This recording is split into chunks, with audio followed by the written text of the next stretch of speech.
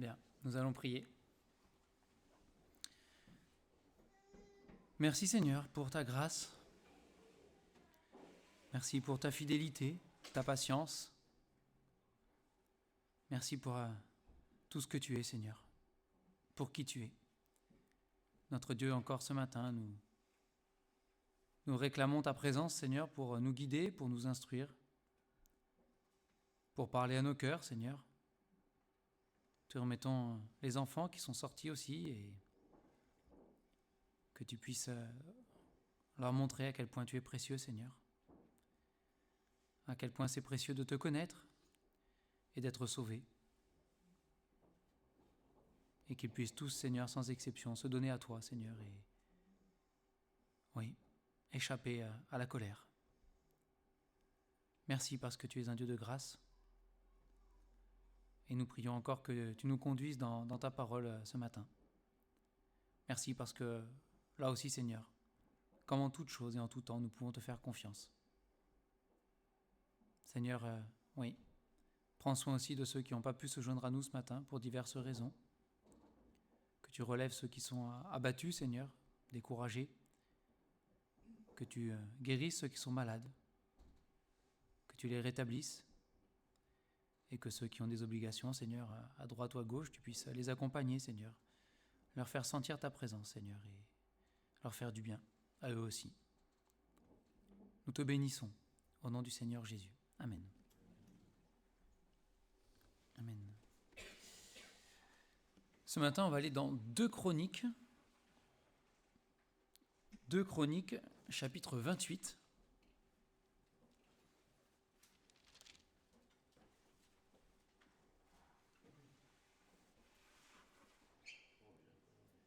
Deux Chroniques, chapitre 28. Et juste pour un petit contexte rapide, pour ceux qui ne seraient pas familiers du livre des Chroniques, dans le livre des Chroniques, on a l'histoire du peuple d'Israël et notamment l'enchaînement des rois qui se succèdent. Malheureusement, après Salomon, le royaume d'Israël a été divisé en 2. Il y a eu le royaume du Nord et puis le royaume du Sud. Le royaume du Sud, le royaume de Juda avec Jérusalem et puis les 10 autres tribus au Nord. Et bien, une fois qu'il y a eu cette séparation entre ces 2 royaumes, les enfants d'Israël, qui n'ont pas toujours été unis de toute manière, étaient là bien divisés. Et il y a une succession de rois, du coup, dans le royaume du Nord, et une succession de rois dans le royaume du Sud. Et dans le livre des rois et dans le livre des Chroniques, sans rentrer dans les détails, on a cette succession de rois, ces rois qui s'enchaînent, avec certains, parfois, trop rarement, qui ont un bon témoignage et qui ont été des bons rois selon Dieu. Et malheureusement, beaucoup trop souvent, des rois qui n'ont pas été selon le cœur de Dieu et qui n'ont pas suivi la voie du Seigneur, ni la loi de Dieu. Et donc on a cet enchaînement, dans le livre des Chroniques, dans le livre des rois. On a leur vie résumée généralement, ce qu'ils ont fait de bien ou de mal. Et ici donc, au chapitre 28 du 2e livre des Chroniques, on a le règne du roi Akaz, qui a régné dans le royaume du Sud, au royaume de Juda. Et on va lire ensemble le chapitre 28. Donc à partir du verset 1, Akaz avait 20 ans lorsqu'il devint roi, et il régna 16 ans à Jérusalem. Il ne fait point ce qui est droit aux yeux de l'Éternel, comme avait fait David son père. Il marcha dans les voies des rois d'Israël, et même il fit des images en métal fondu pour les Baals. Il brûla des parfums dans la vallée des fils de Hinnom, et il fit passer ses fils par le feu, suivant les abominations des nations que l'Éternel avait chassées devant les enfants d'Israël. Il offrait des sacrifices et des parfums sur les hauts lieux, sur les collines et sous tout arbre vert. L'Éternel, son Dieu, le livra entre les mains du roi de Syrie, et les Syriens le battirent et lui firent un grand nombre de prisonniers qu'ils emmenèrent à Damas. Il fut aussi livré entre les mains du roi d'Israël, qui lui fit éprouver une grande défaite. Pécache, fils de Rémalia, tua dans un seul jour en Juda 120 000 hommes, tous vaillants, parce qu'ils avaient abandonné l'Éternel, le Dieu de leur père. Zikri, guerrier d'Éphraïm, tua Maaséja, fils du roi, Azrikam, chef de la maison royale, et Elkana, le second après le roi. Les enfants d'Israël firent parmi leurs frères 200 000 prisonniers, femmes, fils et filles, et ils leur prirent beaucoup de butin, qu'ils emmenèrent à Samarie. Il y avait là un prophète de l'Éternel nommé Oded. Il alla au-devant de l'armée qui revenait à Samarie et il leur dit : C'est dans sa colère contre Juda que l'Éternel, le Dieu de vos pères, les a livrés entre vos mains, et vous les avez tués avec une fureur qui est montée jusqu'aux cieux. Et vous pensez maintenant faire des enfants de Juda et de Jérusalem vos serviteurs et vos servantes ? Mais vous, n'êtes-vous pas coupables envers l'Éternel votre Dieu ? Écoutez-moi donc, et renvoyez ces captifs que vous avez faits parmi vos frères, car la colère ardente de l'Éternel est sur vous.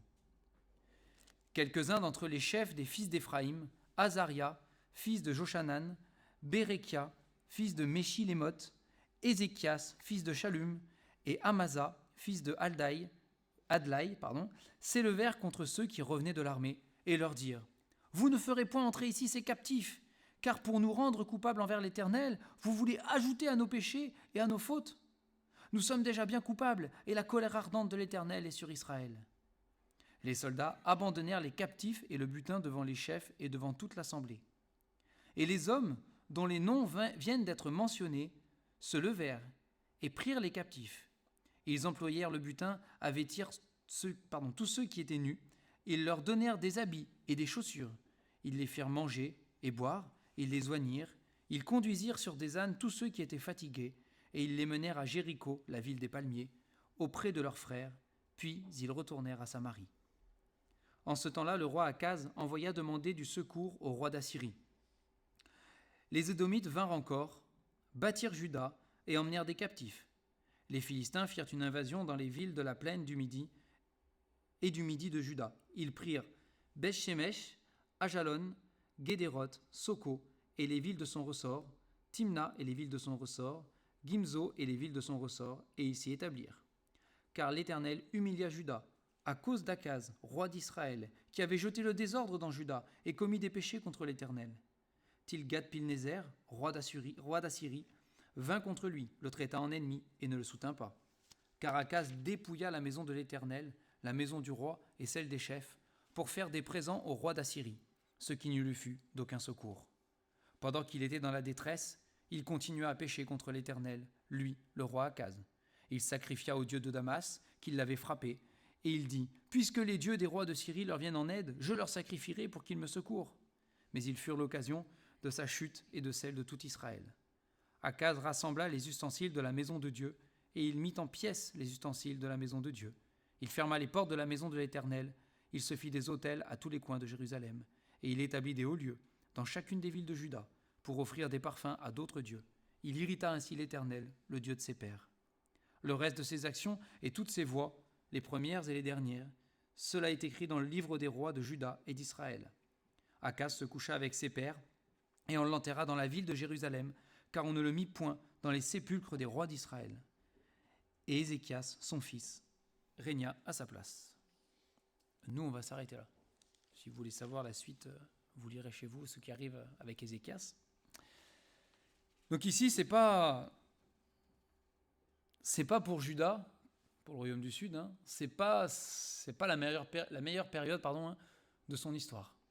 C'est quand on regarde la liste des bons et des mauvais rois qu'il y a eu dans le royaume du Nord et dans le royaume du Sud, on se rend compte que c'était très rare d'avoir un bon roi dans le royaume du Nord et qu'il y en avait quand même beaucoup plus de bons rois qui suivaient l'Éternel dans le royaume du Sud.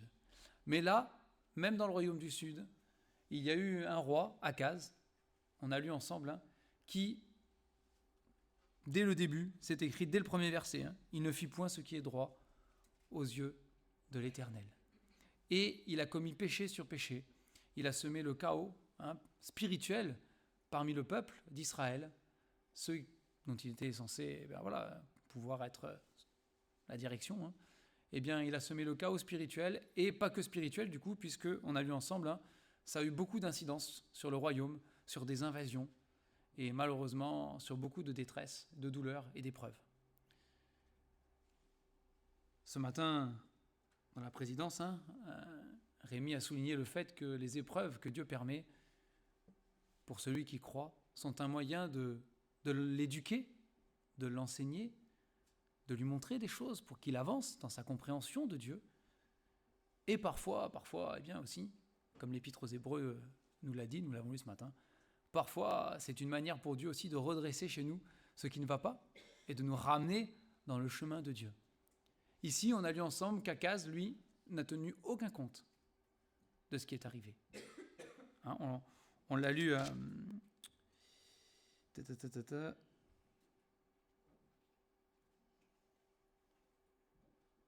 au verset 22. Pendant qu'il était dans la détresse, il continua à pécher contre l'Éternel, lui, le roi d'Israël.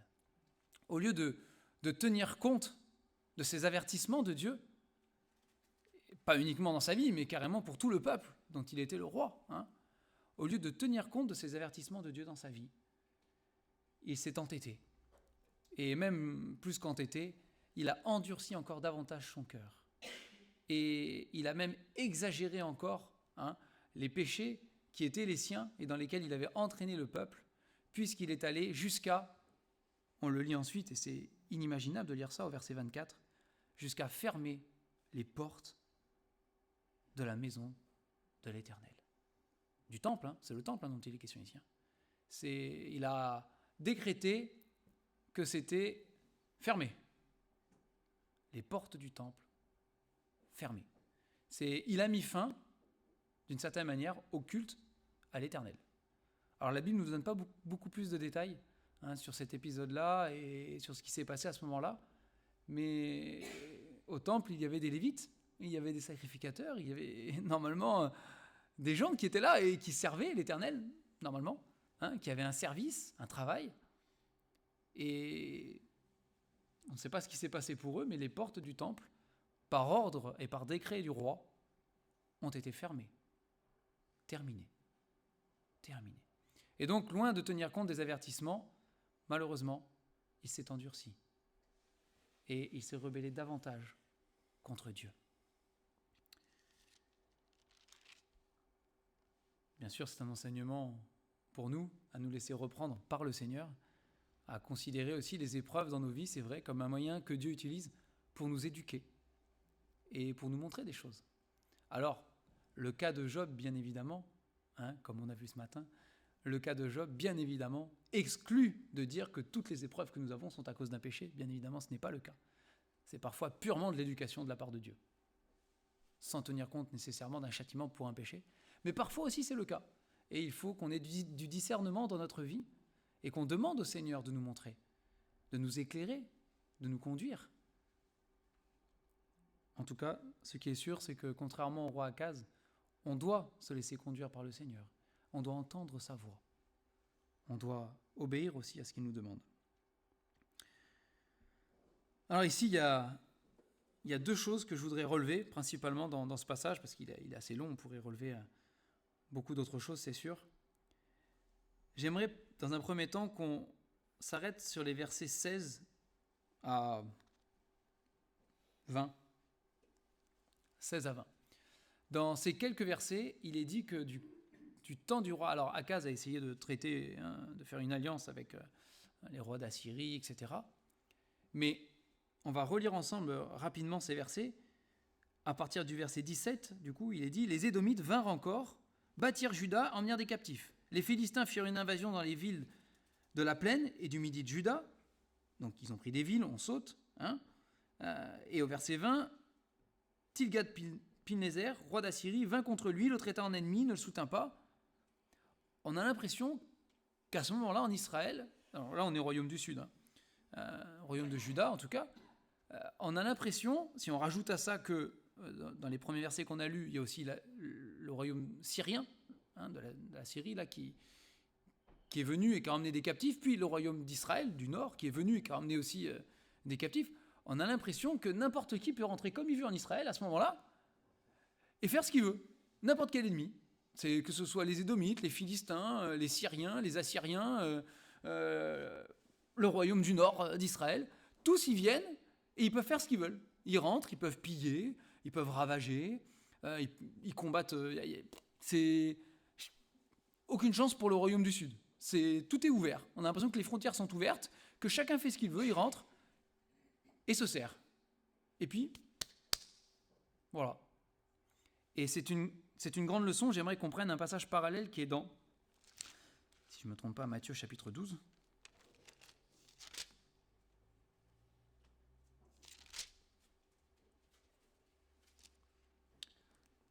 Matthieu 12, on va lire les versets 43 à 45. Donc c'est le Seigneur Jésus qui donne cet enseignement aux disciples.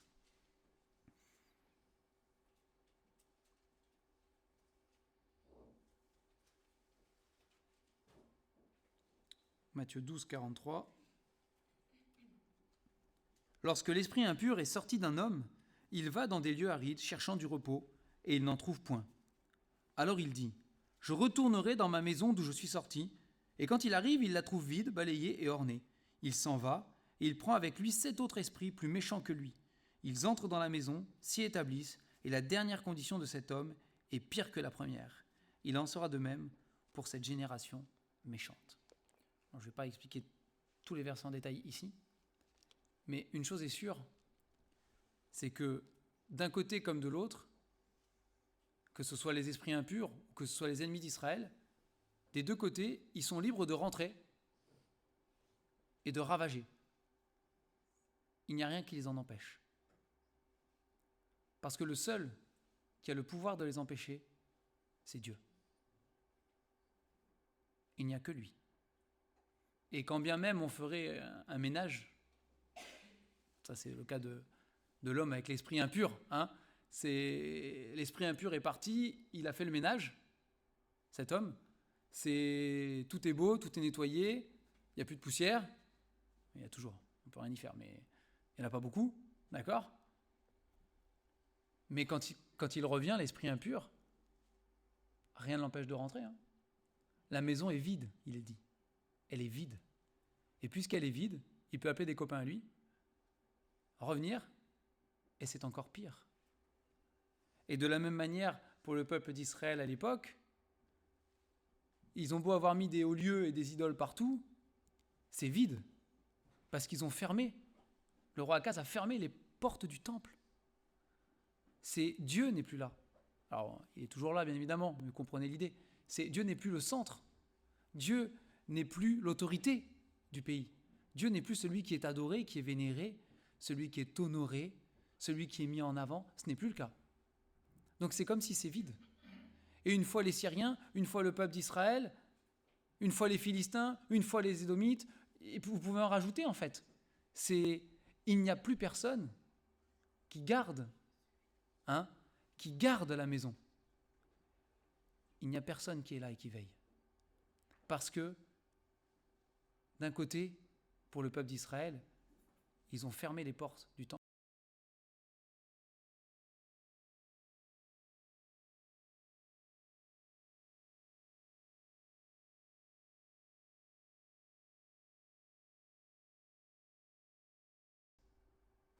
Il n'a pas mis Christ dans son cœur et dans sa vie.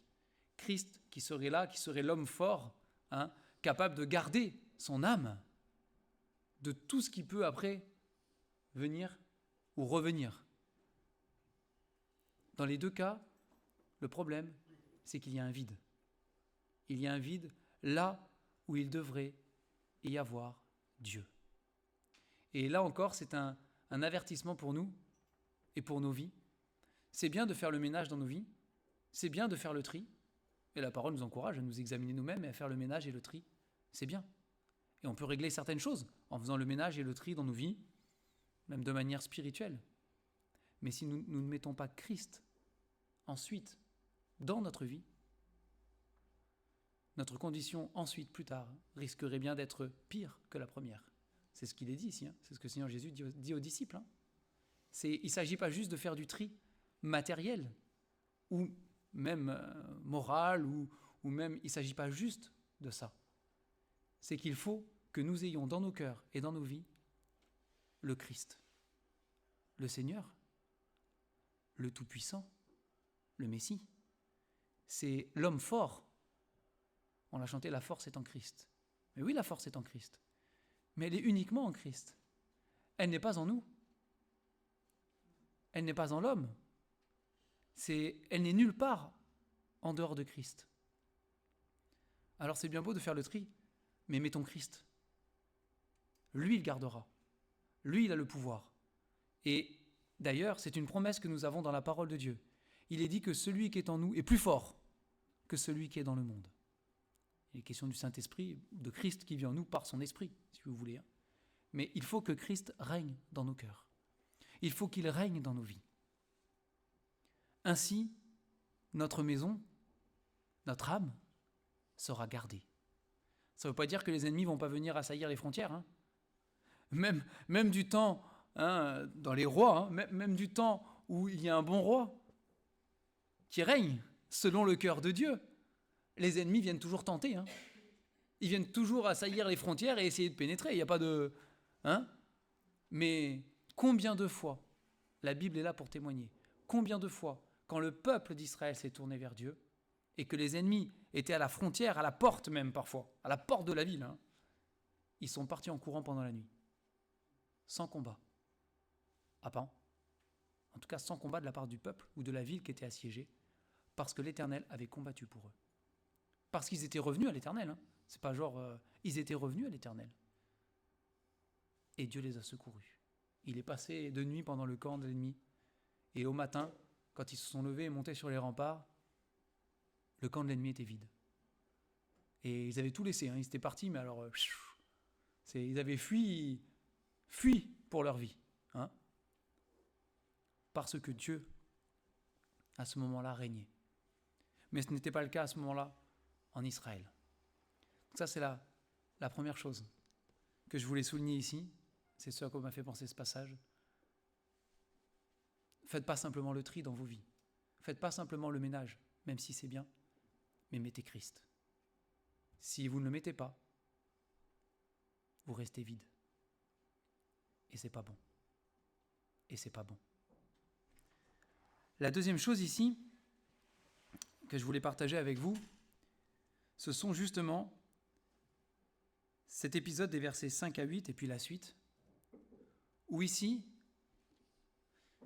on se retrouve avec quelque chose qui quand même... Donc je vous ai dit, le royaume d'Israël a été séparé en deux, royaume du sud, royaume du nord. Et dans ce temps où le royaume du sud avait un mauvais roi, Akaz, même le royaume du nord, donc c'était leurs frères, c'était le peuple d'Israël. Ils n'étaient pas copains, d'accord, mais quand même, même leurs frères, leurs propres frères sont venus et les ont attaqués. Et la Bible nous dit ici que ça a été permis par Dieu, que c'était un châtiment, et même il y a eu dans cette bataille beaucoup de morts. C'est terrible, Même au verset 6, on se demande même comment c'est possible. Un seul homme du peuple d'Israël du Nord a tué à lui seul, dans un seul jour, 120 000 hommes vaillants de Juda. Alors là, en termes de ratio d'armée, 1 pour 120 000, c'est rare. Mais c'est précisé parce qu'ils avaient abandonné l'Éternel, le Dieu de leur père. Dieu l'a permis pour une seule raison. Ils avaient abandonné l'Éternel. Mais ces Israélites du Nord ont fait ce que nous on appelle aujourd'hui un excès de zèle. Si on peut le dire ainsi, ils sont allés plus loin. Et il y avait un prophète, alors on ne sait pas qui c'est ce prophète, il sort de nulle part là, c'est souvent comme ça, dans le livre des rois, parfois vous avez un prophète qui sort de nulle part là. Mais il y a toujours un prophète de l'Éternel qui est là. Dieu envoie toujours quelqu'un pour, pour donner sa voix, sa direction, ou pour reprendre. Et il y a cet homme, ce prophète, Oded, qui donc revient vers l'armée et qui va les reprendre. Et qui va leur dire, mais c'est de la folie ce que vous avez fait. C'est de la folie. C'est inconcevable. Oui, Dieu les a livrés entre vos mains. C'est pas la question. Mais ils se sont... On ne sait pas ce qui s'est passé dans leur cœur. Peut-être que la jalousie accumulée envers Jérusalem depuis un bon moment, hein, parce que Jérusalem était quand même beaucoup plus protégée, puisqu'il y a eu beaucoup de bons rois. Elle était quand même plus protégée de manière générale que le royaume du Nord. Peut-être il y avait de la jalousie, hein, de la part du royaume du Nord. Peut-être que cette jalousie-là s'est exprimée tout d'un coup, cette amertume, cette jalousie, je sais pas moi, cet orgueil peut-être qu'ils avaient aussi. Mais leurs frères, leurs propres frères n'allaient pas bien, hein, et ils en ont profité, et ils ont laissé même libre cours carrément à toute leur fureur. C'est ce qui est marqué, hein, au verset 9, à la fin du verset 9. Vous les avez tués avec une fureur. C'est plus que... Le mot est terrible, le mot est fort. Ils ont profité de la détresse pour laisser sortir toute l'amertume qu'ils avaient peut-être, toute la jalousie, tout ce qui était dans leur cœur là. Ils ont laissé libre cours. Et en attaquant Juda, ils n'ont pas mis de limite. Ils n'ont pas mis de frein. Ils étaient là pour exercer, peut-être sans le savoir, un châtiment de Dieu peut-être, mais ils n'ont pas mis de frein. Ils n'ont pas mis de limite. Et tout, hein, vous savez, la Bible le dit, hein, c'est le cœur de l'homme est méchant et tortueux par-dessus tout. Et là, il n'y avait pas de frein. Ils ont laissé libre cours à toute la méchanceté de leur cœur, même si c'était contre leurs frères, malheureusement, contre leurs frères. Et en plus de ça, il est dit au verset 8 qu'ils ont fait 200 000 prisonniers. C'est pas rien quand même, hein. Ils en ont pas ramené une dizaine, hein, ou une centaine, hein. 200 000. Mais c'est énorme. Alors des femmes, des fils, des filles, plus tout le butin qu'ils ont ramené. Ah oui, mais on va pas se priver, hein, tant qu'on est là.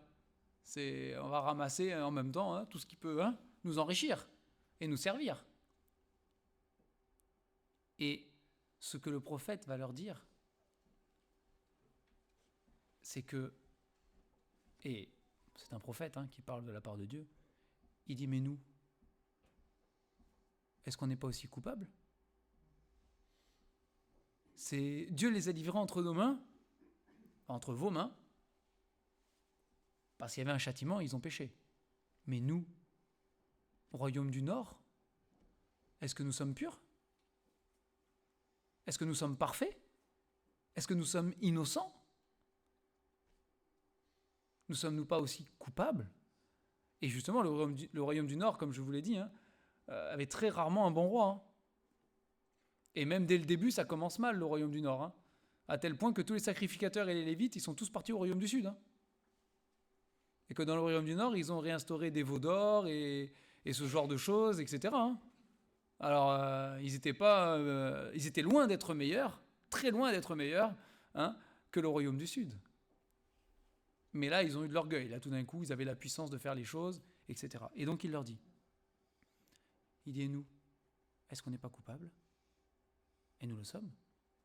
Et en plus de nos péchés déjà que nous avons, et notre culpabilité que nous avons déjà, vous voulez nous en rajouter encore en ramenant vos frères. Il dit, hein, ce sont vos frères. Et moi, je trouve ça extrêmement touchant ici, parce que la grande leçon derrière, c'est la compassion. Hein. C'est la grâce et c'est la compassion. Et c'est Dieu lui-même qui permet au peuple, au royaume du Nord, c'est Dieu lui-même qui permet au royaume du Nord d'attaquer le royaume du Sud.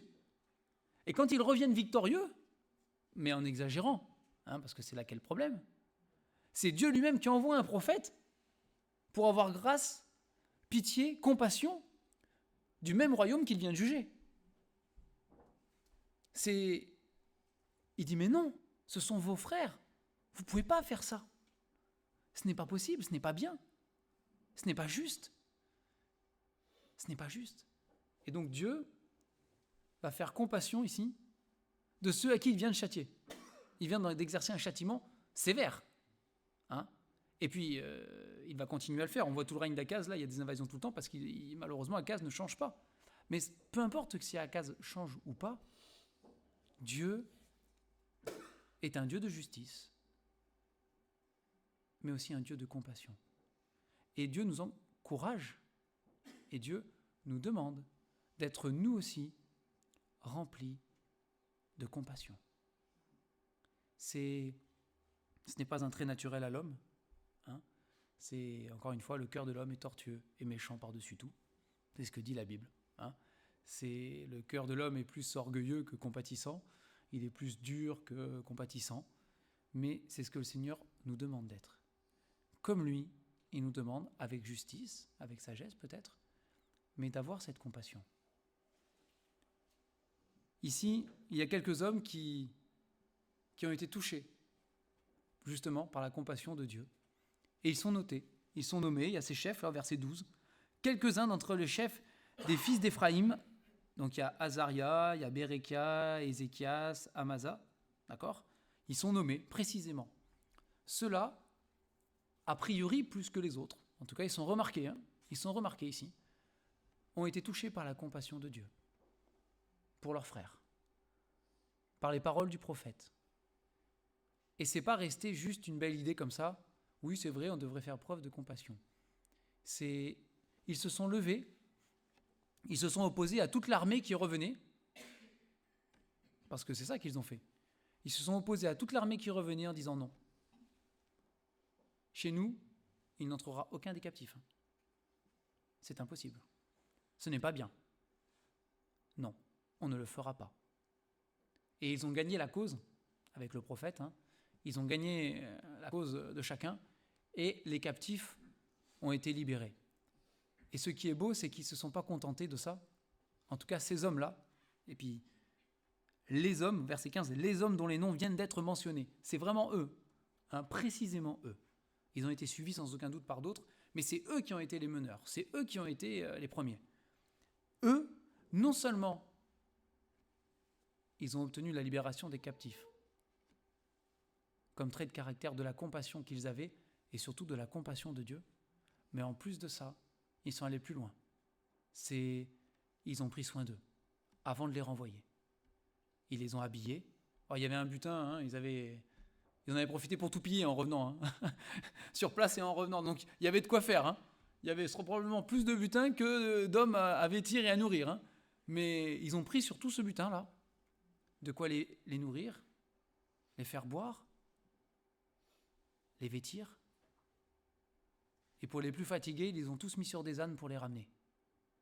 Ils sont allés les ramener à la frontière, à Jéricho. Ils sont allés les ramener à la frontière, là, et ils les ont redéposés chez eux. Après, le royaume de Juda, le royaume du Sud, a pu les prendre en charge, et les rapatrier, etc. Mais ils sont allés plus loin que juste des paroles. Ils sont allés plus loin que juste des mots. C'est plus que cela. Ils ont vraiment pris soin d'eux. Ils les ont ramenés. Est-ce à dire que ces gens-là n'étaient pas pécheurs ? Bah non, ils l'étaient. Des deux côtés, je veux dire. Même les captifs. Ils étaient là à cause de leur péché. Ils avaient suivi le roi d'Israël. On ne va pas dire que c'est le roi qui avait tous les torts. Alors, certes, il aurait dû donner un exemple qu'il n'a pas montré, ça c'est une chose. Mais ça n'excuse pas chacun dans le peuple qui l'a suivi, dans les péchés qu'il a commis. Donc ces hommes étaient tout aussi pécheurs et coupables aussi. Mais ça n'empêche pas qu'il y a la compassion. Et nous devons toujours faire preuve de compassion. Pour faire écho à ce que disait Rémi tout à l'heure, encore une fois, on va aller dans Job, un chapitre plus loin. On y était presque. Chapitre 6. Et en Job chapitre 6, vous avez ce verset extrêmement fort. Jean chapitre 6, le verset 14. Il est dit, « Celui qui souffre a droit à la compassion de son ami, même quand il abandonnerait la crainte du Tout-Puissant. » C'est fort, C'est quand bien même, il fermerait les portes du temple, quand bien même il abandonnerait la crainte de Dieu et qu'il ne marcherait pas avec Dieu, quand bien même il mettrait le Seigneur de côté, celui qui souffre a toujours droit au moins à la compassion. Et dans l'histoire du peuple d'Israël que nous venons de lire, c'est une illustration ici de ce verset. C'est les captifs qui ont souffert, malgré le fait que c'était à cause de leur péché. Et là, la question ça n'est jamais remis en question, qu'ils ont souffert à cause de leur péché. Et même Dieu le dit. C'est de leur faute. Clairement, il n'y a pas de discussion là-dessus. Malgré cela, ils avaient droit à la compassion de leurs frères. Toujours. Hein, toujours. Alors la compassion, c'est un mot qui veut dire souffrir avec. C'est ce que ça veut dire. Donc c'est pour ça qu'on traduit souvent la compassion, qu'on essaye d'expliquer souvent la compassion en disant se mettre à la place de l'autre personne.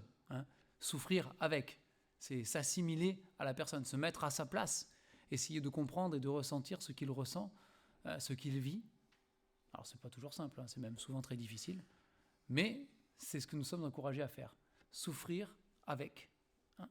Et nous avons pourtant dans la parole, et dans l'histoire de nos vies aussi, le meilleur exemple de compassion. C'est le Seigneur Jésus, c'est Dieu lui-même. Je ne vous ai pas pris les versets ce matin, il y a tellement de versets qui parlent que Dieu est un Dieu rempli de compassion. C'est du début à la fin de la Bible nous dit que Dieu est un Dieu de compassion. Combien de fois dans les évangiles, il est dit que Jésus regarde cette humanité perdue et pécheresse, et il est écrit, il fut ému de compassion. Combien de fois? Plein de fois. Dans les évangiles aussi, c'est dit. Et lui est l'exemple suprême. Parce que non seulement il souffre avec, mais il a souffert pour nous. C'est l'exemple parfait. Il a quitté le ciel, il a quitté la gloire, il a quitté tout ce qui était précieux, riche, beau et parfait, pour venir vivre parmi des êtres méprisables, et qui le méprisaient aussi. Et il a donné sa vie sur la croix.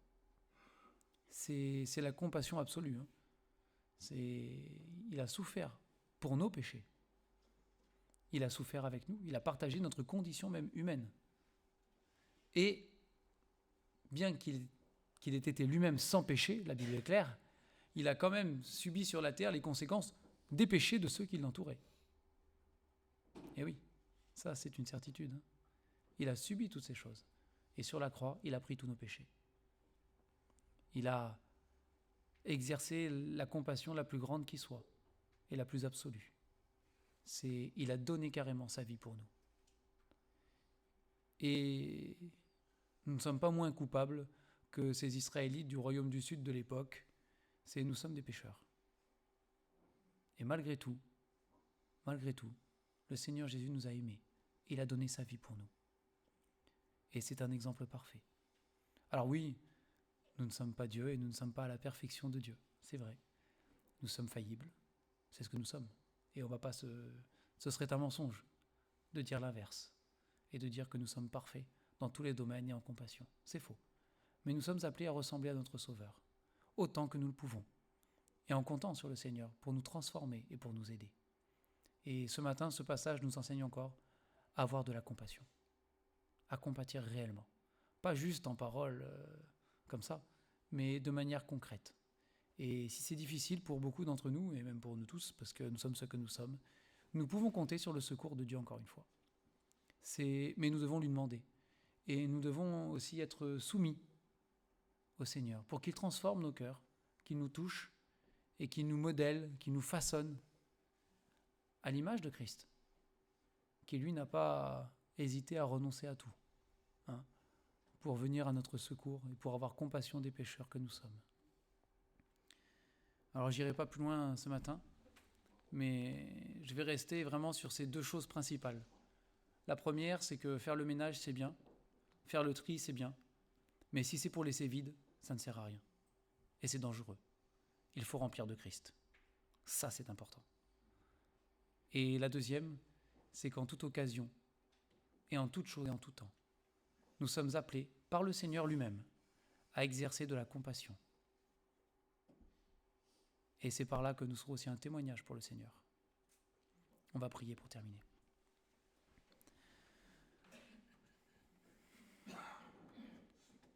Seigneur notre Dieu, nous sommes ce matin devant toi parce que Seigneur, à qui irions-nous? Tu as les paroles de la vie éternelle. Mais nous voulons encore, Seigneur, te remettre nos vies, à chacun. Aide-nous, Seigneur, à être remplis de toi, à vivre de toi, à ce que tu prennes toute la place dans nos cœurs. Seigneur, que tu puisses régner en chacun de nous, de manière absolue. Pardonne-nous, Seigneur, ce que nous sommes.